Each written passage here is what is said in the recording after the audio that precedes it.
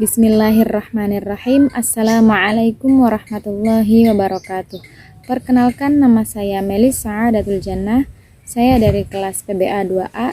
Di sini saya akan menjelaskan sebagian materi dari mata kuliah Madkhal Ilmil Lughah, yakni materi tentang bahasa, karakteristik, dan fungsinya. Bahasa itu apa sih? Bahasa adalah karunia terbesar setelah akal yang Allah Subhanahu wa Ta'ala berikan kepada manusia. Dengan bahasa, manusia dapat membangun ide, menyampaikan perasaan, emosi, dan berkomunikasi kepada orang lain, juga menjadi sumber kesenangan dan inspirasi. Kata bahasa dalam masyarakat seringkali dipergunakan dalam berbagai konteks, seperti bahasa diplomasi, bahasa kalbu, bahasa alam, dan sebagainya. Istilah ini tidak menjadi objek kajian linguistik di sini, karena dalam ilmu linguistik, istilah bahasa memiliki makna spesifik. Komunikasi melalui bahasa dapat disebut dengan komunikasi linguistik. Cara-cara lain seperti tertawa, tersenyum, menjerit, dan sebagainya adalah komunikasi non-linguistik. Lalu, Ibnu Jini mengatakan bahwa al-lughatu hiya aswatun yu'biru biha kullu qaumin an a'rabihim, yakni bahasa adalah bunyi-bunyi yang digunakan oleh setiap komunitas atau masyarakat bahasa untuk menyampaikan keinginan mereka. Nah, definisi tersebut menurut Abdur Rajahi mencakup beberapa realita kebahasaan, yaitu hakikat bahasa adalah bunyi. Yang kedua, fungsi bahasa sebagai sarana interaksi dan komunikasi. Yang ketiga, pengguna bahasa adalah komunitas masyarakat, bukan individu. Dan yang keempat, yaitu penggunaan bahasa oleh komunitas masyarakat bertujuan menyampaikan maksud dan keinginan. Kemudian, Ibnu Khaldun juga mengatakan bahwa bahasa merupakan sebuah ekspresi penutur tentang maksud keinginannya. Ekspresi itu merupakan aktivitas lisan sebagai upaya mengkomunikasikan maksud penutur tersebut. Oleh karena itu, bahasa harus menjadi sebuah pembiasaan yang bersifat mapan atau terus-menerus dalam organ reproduksi berbahasa, yakni lisan atau lidah, dan sistem berbahasa tutur di setiap bangsa berlangsung berdasarkan istilah atau kosakata dan kaedah kebahasaan mereka masing-masing. Kemudian, Ferdinand de Saussure juga menggunakan istilah langue untuk menggambarkan konsep bahasa. Bahasa adalah sistem kesepakatan dan produk dari sebuah kelompok masyarakat. Bahasa tidak dapat hidup secara utuh sebagai sebuah bahasa bila berbasis individu penutur, tetapi ia akan bertahan secara baik dalam komunal masyarakat. Kemudian, Bapak Harimukti Kridalaksana juga mengatakan bahwa bahasa adalah sistem tanda bunyi yang disepakati untuk digunakan oleh para anggota kelompok masyarakat tertentu, yang disepakati untuk digunakan oleh kelompok masyarakat tertentu dalam bekerja sama, berkomunikasi, dan identifikasi diri. Jadi, dapat disimpulkan bahwa bahasa adalah suatu alat komunikasi antara kelompok dengan kelompok. Artinya, dalam suatu kelompok pasti memiliki bahasa atau cara untuk berkomunikasi, untuk menyampaikan ide, menyampaikan gagasan pemikiran, atau apapun itu yang ingin ia ekspresikan menggunakan penutur atau mulut itu antara kelompok satu dengan kelompok lainnya. Pembahasan yang kedua yakni karakteristik bahasa atau ciri khusus mengenai bahasa. Yang pertama yaitu bahasa itu sebagai sistem. Artinya, bahasa sebagai sistem adalah bahasa itu terdiri dari suatu unsur atau banyak unsur yang secara teratur tersusun menurut pola tertentu dan membentuk suatu kesatuan. Nah, artinya bahasa itu tersusun menurut suatu pola. Misal pola dari suatu bahasa adalah subjek, predikat, objek, dan keterangan. Artinya suatu pola yang dapat memahamkan, yang nantinya bisa dapat memahamkan apa yang diucapkan, apa yang ia keluarkan dari mulutnya. Nah, itu seperti itu. Nah, kemudian bukan merupakan sistem tunggal, tetapi terdiri dari sub-subsistem atau sistem bawahan.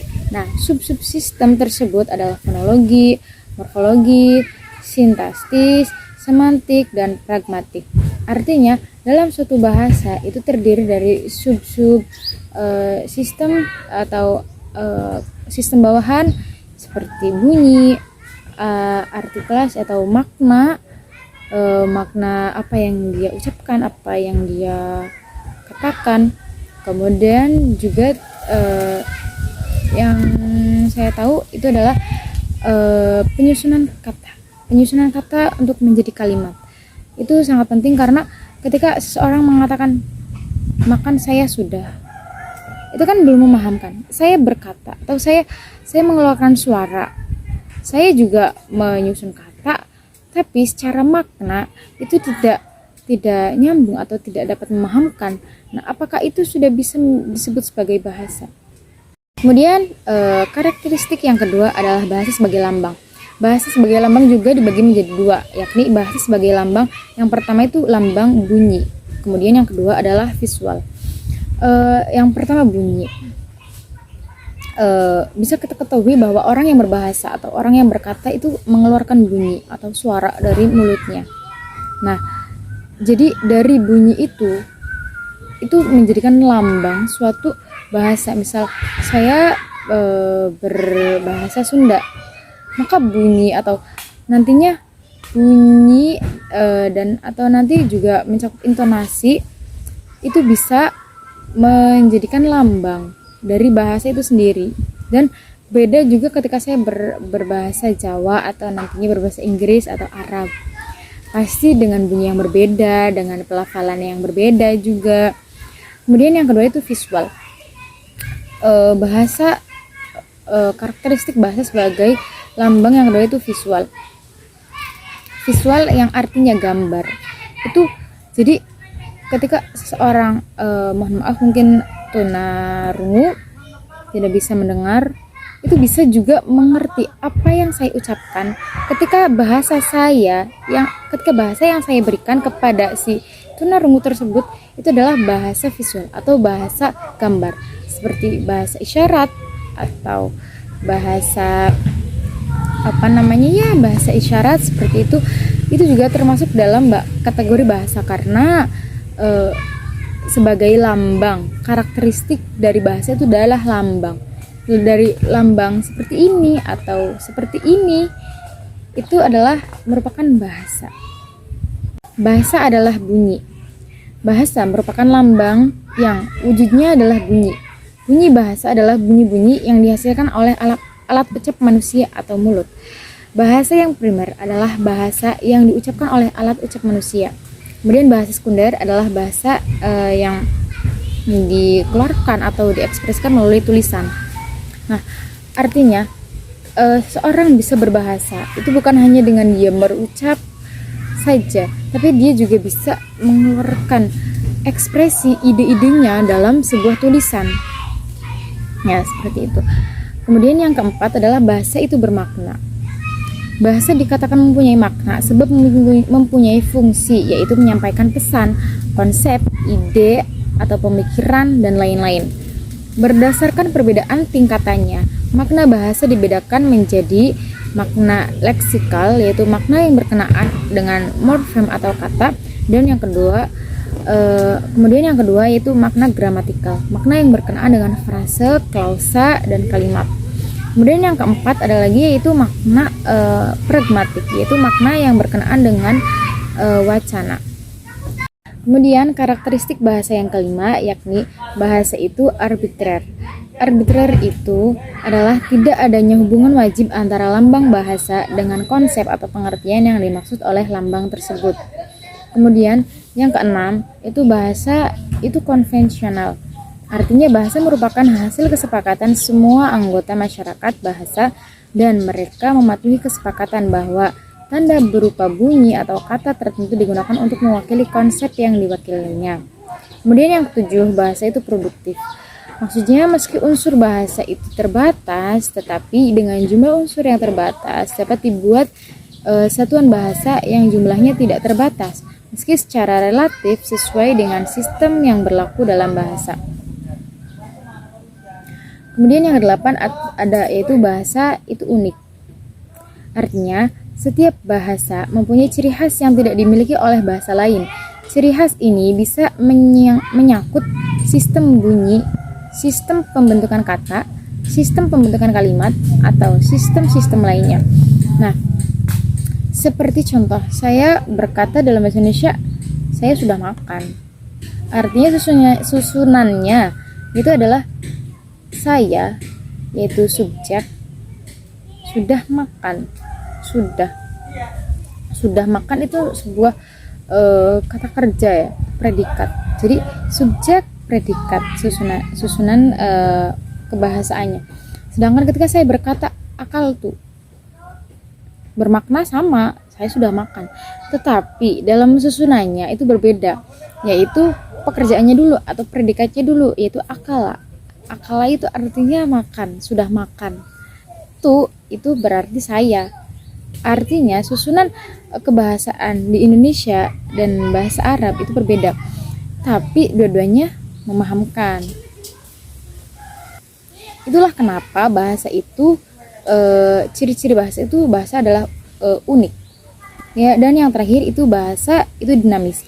Artinya bahasa ikut berubah sesuai dengan kehidupan dalam masyarakat yang tidak tetap dan selalu berubah. Artinya kan bahasa adalah sesuatu yang tidak bisa jauh dari manusia. Artinya semua orang pasti memiliki bahasanya masing-masing. Nah, setiap orang pasti berubah mengikuti zamannya. Maksudnya mengikuti perkembangan zaman, ada di mana dia sekarang, atau apa yang akan dia katakan, apa yang dia rasakan, apa yang dia pikirkan. Nah, begitu juga nanti berkait dengan bahasa yang akan dia keluarkan. Itu pasti berbeda atau dinamis ya. Seperti zaman sekarang ini sedang marak TBL, takut banget loh, seperti itu. Kemudian yang selanjutnya yaitu pembahasan tentang fungsi bahasa. Nah, para ahli bahasa telah membahas fungsi bahasa secara umum nih. Beberapa di antara mereka beranggapan bahwa fungsi atau fungsi bahasa berbeda dengan penggunaan bahasa itu sendiri atau use language. Menurut Kutaratna, antara fungsi dan kegunaan bahasa memiliki perbedaan. Kegunaan lebih mengacu pada struktur eksternal, sedangkan fungsi lebih pada struktur internalnya. Ia memberikan contoh pada bentuk kata obat. Kegunaan bahasa digambarkan sebagai manfaat obat. Manfaat obat itu apa? Nah, itu mengobati penyakit. Nah, sedangkan fungsi obat adalah untuk meningkatkan ketahanan daya tahan tubuh dan selanjutnya memberikan makna kesembuhan bagi pasien. Nah, itu versi Kutaratna ya. Nah, di sisi lain ada Haliday dan Hasan yang menyamakan fungsi dan kegunaan bahasa dengan dasar bahwa menelaah fungsi bahasa berarti mengupas penggunaan bahasa itu sendiri. Fungsi dan kegunaan suatu bahasa sangat terkait satu sama lain, karena penelaahan fungsi secara tidak langsung harus menelaah maknanya juga. Hal ini didasarkan konsep bahwa bahasa tersebut bermakna ketika bahasa tersebut berfungsi dengan baik. Demikian juga sebaliknya. Fungsi bahasa dalam kehidupan manusia menurut Haliday mencakup 3 hal, yaitu fungsi ideasional, fungsi interpersonal, fungsi tekstual. Nah, ketiga fungsi ini disebut metafungsi bahasa atau metafunctions, yaitu fungsi bahasa untuk penggunaan bahasa. Kemudian, definisi dari fungsi ideasional yaitu merujuk pada fungsi bahasa sebagai wahana dalam mengekspresikan sesuatu, baik berupa pengungkapan ide, gagasan, dan isi pikiran, serta untuk merefleksikan realitas pengalaman partisipannya. Kemudian fungsi interpersonal yaitu merujuk pada fungsi bahasa yang dapat digunakan untuk memberikan tanggapan, penilaian, penyikapan maupun untuk meyakinkan. Fungsi ini berkaitan dengan peranan bahasa untuk membangun dan memelihara hubungan sosial, untuk mengungkapkan peranan-peranan sosial dan peranan-peranan komunikasi yang diciptakan bahasa itu sendiri. Oleh karena itu, pada peristiwa komunikasi, bahasa berfungsi ideasional dan interpersonal. Fungsi ideasional dan interpersonal tidak akan terrealisasi tanpa adanya wahana pembentukan teks. Sebab itulah kedua fungsi di atas mesti dirujuk pada fungsi ketiga, yaitu fungsi tekstual. Bagi Halliday, pengoperasian bahasa tersebut tidak dapat dilepaskan dari penggarapan unsur kebahasaannya. Misalnya, pemilihan kata dan pengalimatannya tidak semata-mata ditentukan oleh kaidah ketatabahasaan secara internal, melainkan juga ditentukan oleh pemenuhan fungsi bahasa dalam hubungan manusia. Dan pembahasan yang terakhir yaitu bahasa dalam linguistik. Sebagai objek kajian linguistik, bahasa memiliki dua makna besar. Yang pertama yaitu bahasa sebagai sebuah konsep, yaitu konsep abstrak, dan yang kedua yaitu bahasa sebagai sebuah sistem kebahasaan yang spesifik. Bahasa-bahasa di dunia seperti bahasa Arab, bahasa Indonesia, bahasa Inggris, dan lain-lain adalah contoh dari makna bahasa sebagai sebuah sistem kebahasaan yang spesifik. Artinya spesifik itu lebih khusus kepada negara Indonesia, negara Inggris, atau ya bahasa itu sendiri, bahasa Indonesia, bahasa wilayah Indonesia, bahasa Inggris, bahasa wilayah Inggris. Tapi karena bahasa Inggris termasuk dalam bahasa internasional, jadi semua negara wajib mempelajari bahasa Inggris. Nah, menurut Ferdinand de Saussure merumuskan bahwa bahasa dalam tiga istilah, yaitu language, langue, dan parole. Sekian yang bisa saya sampaikan, kekurangannya mohon maaf. Wallahul muwaffiq ila aqwamit thoriq. Wassalamualaikum warahmatullahi wabarakatuh.